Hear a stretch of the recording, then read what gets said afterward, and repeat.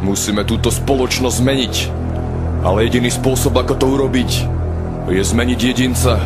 Žiadny iný spôsob neexistuje. Není žiadna skratka. Buďte sami sebou a sami so sebou budete silní.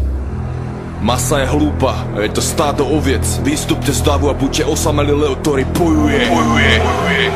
Pridaj sa k nám, keď si rebel. Keď si rebel, postaň, keď si rebel.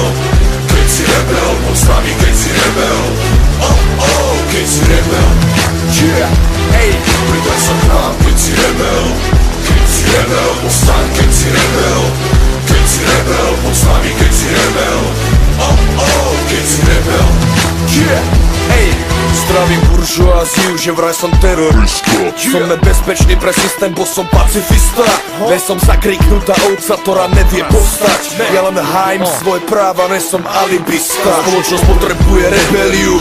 Ako sol súčasný systém verí v utopiu, že môže večne drancovať stroje planety a kamufluje dianie tým, že vydáva propaganda pamflety. Nebuď rebelom, poznali aj naše babky pod menom partizáni. Motiv činu zostal rovnaký, ľudské práva bráni. Zasili meč, aby trafili terč. Druhí stratili reč a z boja utekli preč. Dneska pribúda rebelov s tým, jak stúpa vedomie. No keď sa plazíš po zemi, tak ti to veľa nepovie. Treba zbúrať staré štruktúry a vytvárať nové. Treba povýšiť prírodu, prestať tlačiť love.